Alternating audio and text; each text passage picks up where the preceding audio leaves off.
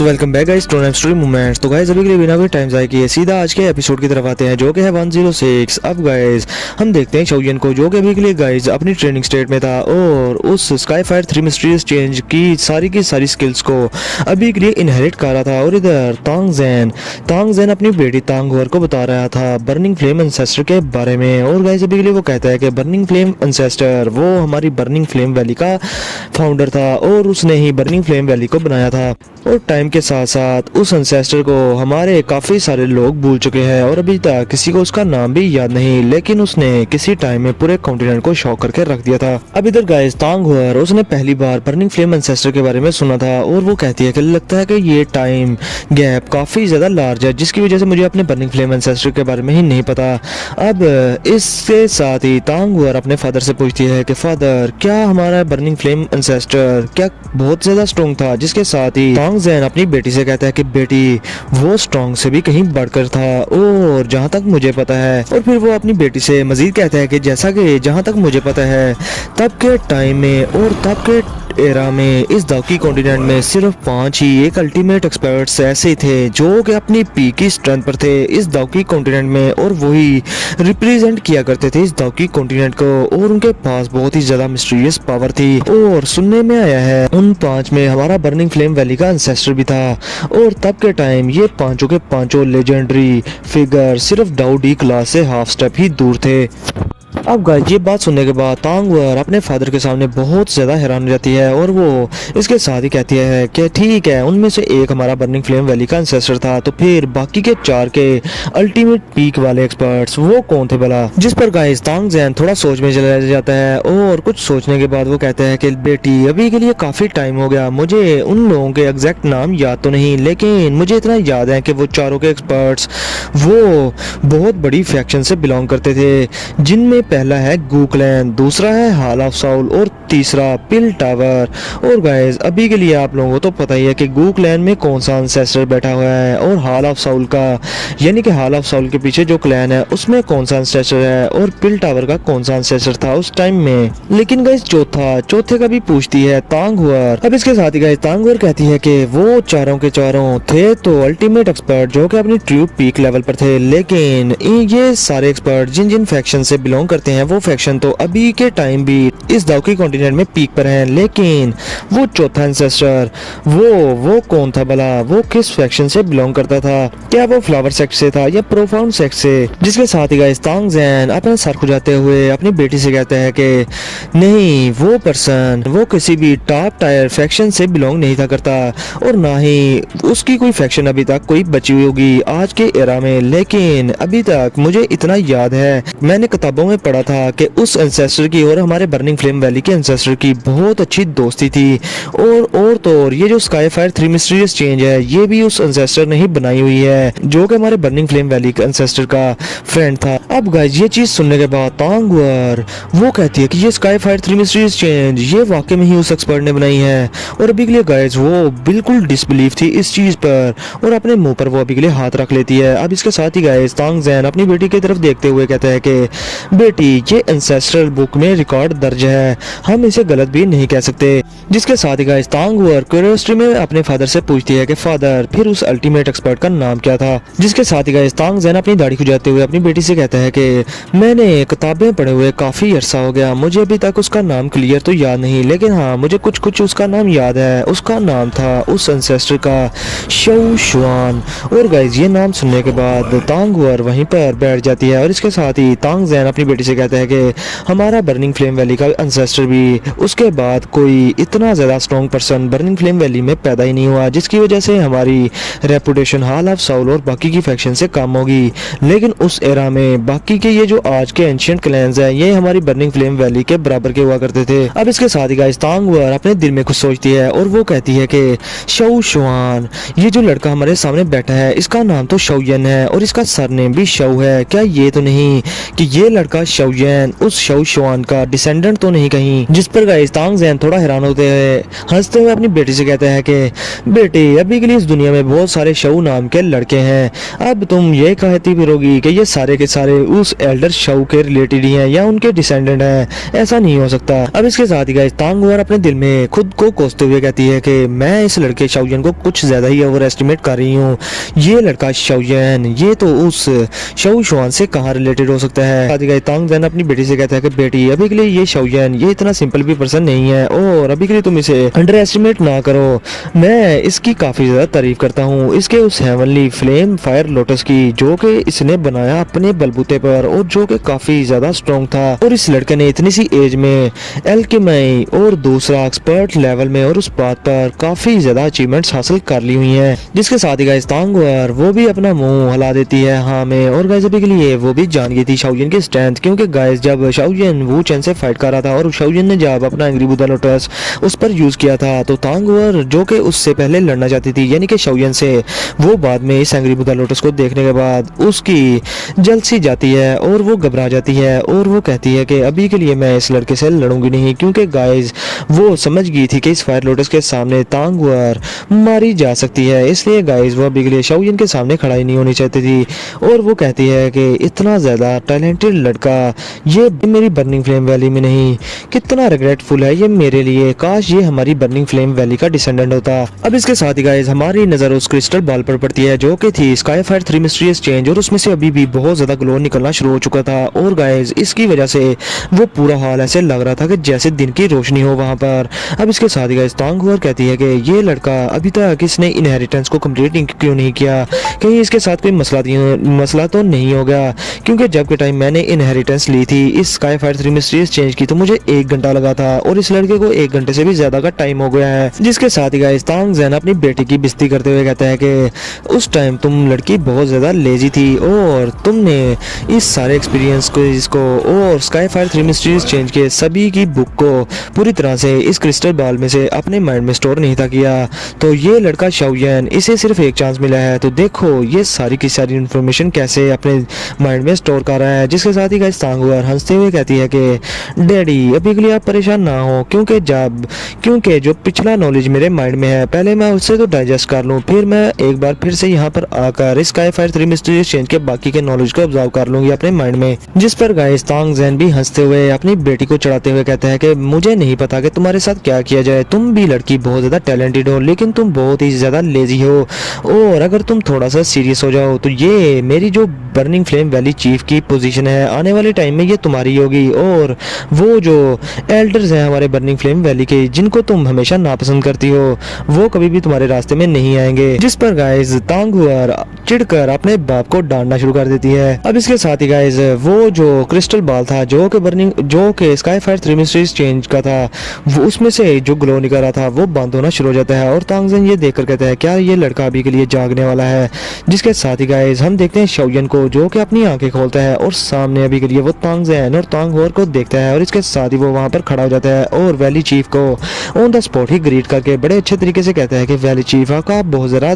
शुक्रिया इस अच्छे से गिफ्ट के लिए। जिस पर गाइस तांग ज़ेन शाओयन से कहता है कि तो ठीक है लड़के अभी के लिए तुम ये बताओ कि ये जो कंप्लीट ट्रेनिंग मेथड है of sky fire 3 mysterious change है क्या तुमने इसे कंप्लीटली हासिल कर लिया। जिस पर शाओयन हाँ में सारा लाते हुए कहता है कि लकीली मैंने इसको सारे का सारा ऑब्टेन कर लिया है। अब इसके साथ ही गाइस तांग ज़ेन शाओयन को एक बार रिमाइंड कराते हैं और वो कहते हैं कि लड़के ये जो स्काई फायर 3 मिस्टीरियस चेंज को तुमने अभी के लिए ऑब्जर्व किया है अपने माइंड में और मैं तुम्हें बता दूं कि आने वाले टाइम में ये थोड़ी टाइम के लिए तुम्हारी स्ट्रेंथ तो बढ़ा देगा लेकिन इसकी जो वायलेट एनर्जी है इससे तुम्हें काफी ज्यादा नुकसान भी हो सकता है, इसलिए तुम जब भी इसे यूज करो तो केयरफुल रहना। जिस पर गाइस शाओयन हाँ में सारा ला देता है क्योंकि गाइस इतने सारे सालों में वो स्काई फायर 3 मिस्टीरियस चेंज के फर्स्ट चेंज को हमेशा यूज किया करता था और उसको यूज करने से ही शाओयन की स्ट्रेंथ काफी ज्यादा बढ़ जाती थी। और लेकिन गाइस शाओयन उस एनर्जी को जो कि उससे बात क्रिएट होती थी उसकी बॉडी में जो कि काफी ज्यादा वाइल्ड होती थी शाओयन उसे भी अच्छे से कंट्रोल कर पाता था। लेकिन अभी के लिए शाओयन के पास स्काई फायर 3 मिस्टीरियस चेंज की तीनों की चेंजेस हैं और इन तीनों की चेंजेस को यूज करने के बाद शाओयन की फट भी सकती थी गाइस। अब शॉर्टली यही बता सकता हूं मैं। अब इसके साथ ही गाइस आगे बढ़कर तांग ज़ेन शाओयन से कहता है कि जैसा कि तुमने स्काई फायर 3 मिस्टीरियस चेंज को इनहेरिट कर लिया है तो अभी के लिए इस हाल को हमें छोड़ना होगा। इसके साथ ही गाइस अपना हरामी शाओयन जिसे कि स्काईफायर 3 मिस्ट्रीज चेंज मिल गया था, वो तांगजेन से आगे बढ़कर कहता है कि वैली चीफ, मैंने आपको काफी दिनों तक यहाँ पर तंग किया है, यहाँ पर रुकने की वजह से, और आज मैं यहाँ से जाना चाहता हूँ। जिसके साथ ही गाइस शाओयन अपने दिल में सोच रहा था कि जैसा कि मेरे हाथ में ये सब पड़ गया है तो अभी के लिए यहाँ पर रुकना मेरे लिए कोई फायदा नहीं है। और वो वैली चीफ तांग से कहता है कि अगर आपको फ्यूचर में पिल बनाने के रिलेटेड कोई भी हेल्प चाहिए हो तो आप मुझे ढूंढ सकते हैं, मैं आपकी हेल्प जरूर करूंगा। जिसके साथ ही गाइस तांगजेन जो कि शाओयन को वहां से जाने नहीं था देना चाहता, और वो चाहता था कि शाओयन उसकी बर्निंग फ्लेम वैली में थोड़े दिन और रुक जाए। वो हैरान होते हुए शाओयन से कहता है कि लड़के अभी के लिए क्या तुम सच में जाना चाहते हो तो ठीक है तुम यहाँ से जा सकते हो, लेकिन लड़के अभी के लिए मुझे लगता है कि तुम्हारा कोई इंपॉर्टेंट बिजनेस भी होगा। और इवन के मैं तुम्हें ये भी रिमाइंड करवा दूं कि छोटे लड़के ये जो स्काईफायर 3 मिस्ट्रीज चेंज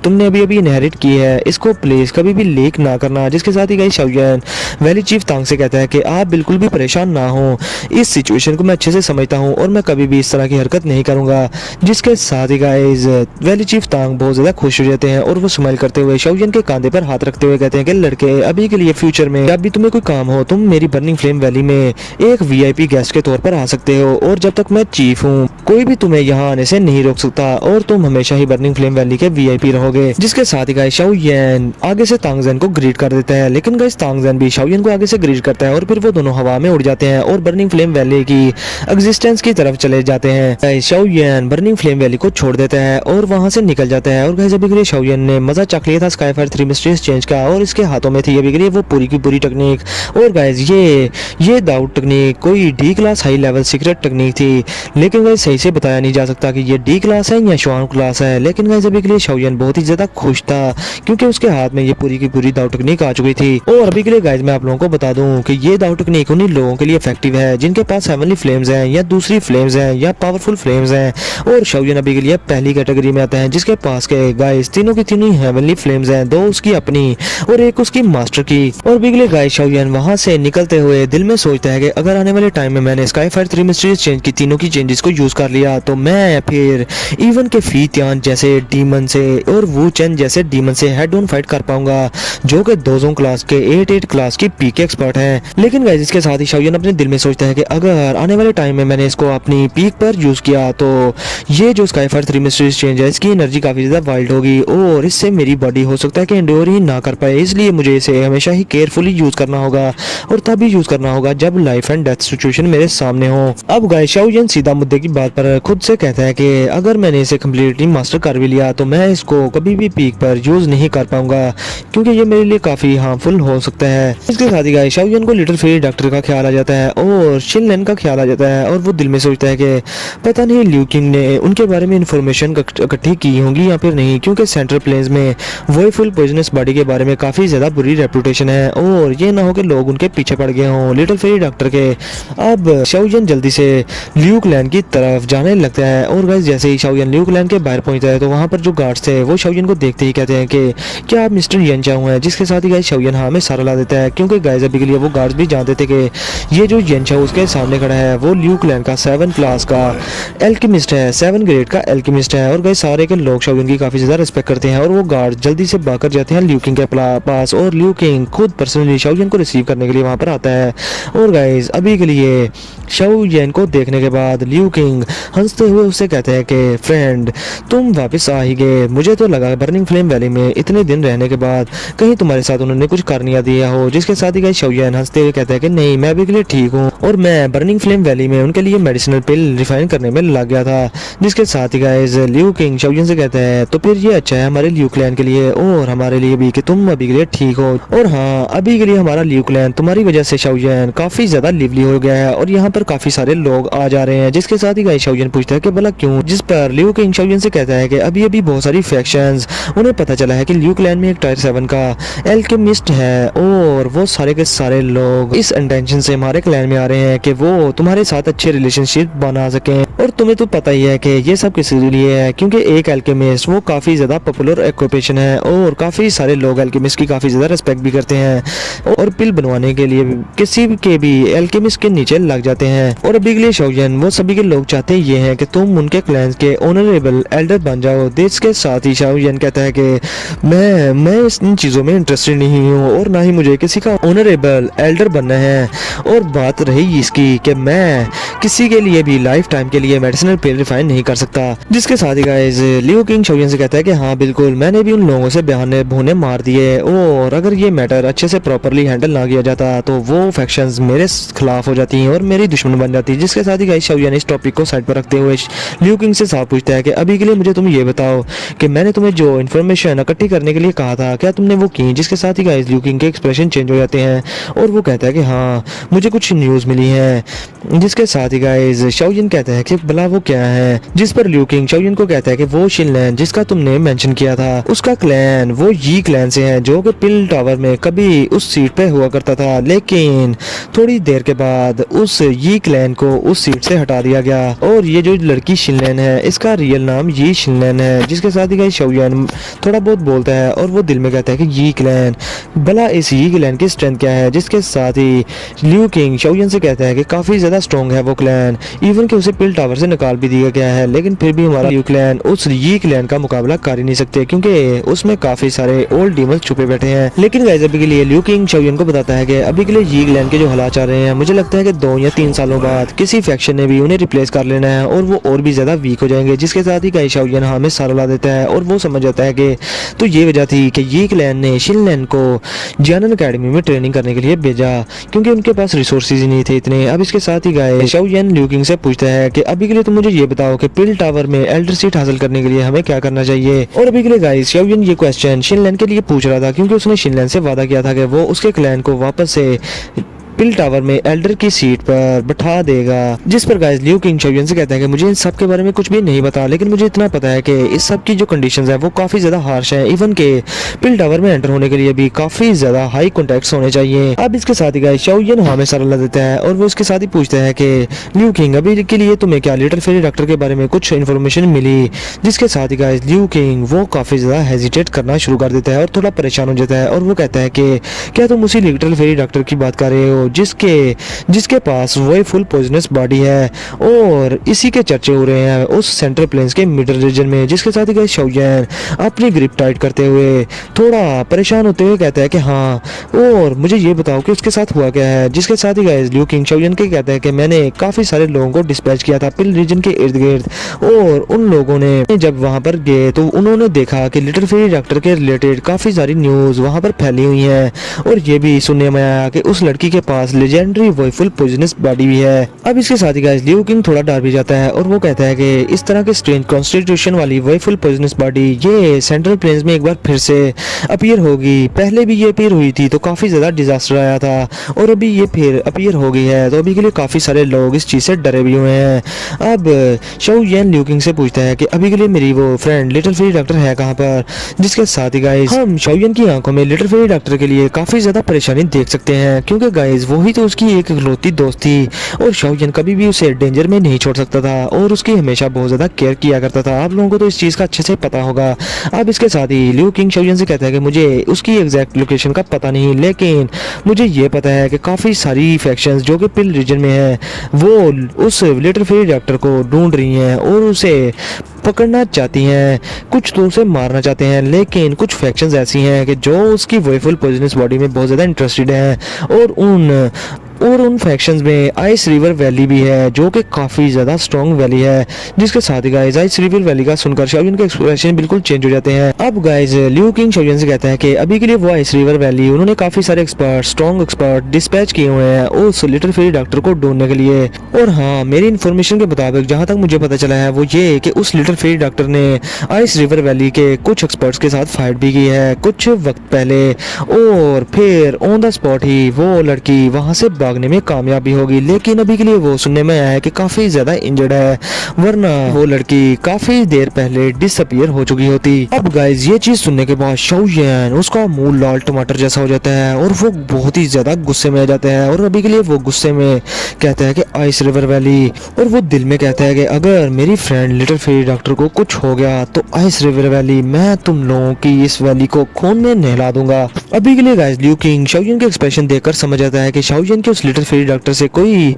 बहुत ही अच्छे रिलेशंस हैं और वो कुछ खास ही है शाओयन के लिए, इसलिए शाओयन इतना ज़्यादा गुस्से में आ गया है। और अभी के लिए गाइस लिू किंग शाओयन से कहता है कि शाओयन तुम करना क्या चाहते हो, तुम्हें क्या पता भी है कि वाइस रिवर वैली उसकी स्ट्रेंथ कितनी ज़्यादा है, इवन कि वो बर्निंग फ्लेम वैली जितनी स्ट्रेंथ रखते हैं और वहाँ पर बहुत सारे एक्सपर्ट्स हैं जो कि बादलों की तरह हमेशा छाए रहते हैं और उनकी स्ट्रेंथ भी बहुत ज़्यादा है और तुम उनसे पंगा नहीं ले सकते। अब इसके साथ ही गाइस शाओयन जो कि लिटिल फेरी डॉक्टर के लिए जान भी दे सकता था, वो सीधा लिू किंग से कहता है कि अभी के लिए मैं पिल रीजन में जा रहा हूँ और वो लड़की शिनलैन वो पहले लिटिल फेरी डॉक्टर के साथ ही मैं उससे इन्फॉर्मेशन निकलवा लूंगा कि अभी के लिए लिटिल फेरी डॉक्टर है कहाँ पर और तुम लोग अभी के लिए यहीं पर त्यान हुआंग सिटी में रहना और मेरा वेट करना। जिसके साथ ही गाइस हम देखते हैं लिंजन को जो कि शाओयन का जिगरी दोस्त था, वो आगे बढ़कर शाओयन से कहता है कि अभी के लिए मैं भी तुम्हारे साथ जाऊंगा और मैं पिल रीजन के बारे में थोड़ा बहुत जानता भी हूँ। जिसके साथ ही गाइस शाओयन बहुत ज़्यादा शौक होता है और वो लिंजन की ऑफर को रिजेक्ट कर देते हैं। और गाइस अभी के लिए वो जानता था कि ये वही फुल पॉइजनस बॉडी के पीछे जो पड़े हैं, अगर शाओयन अपनी लिटिल फेरी डॉक्टर फ्रेंड की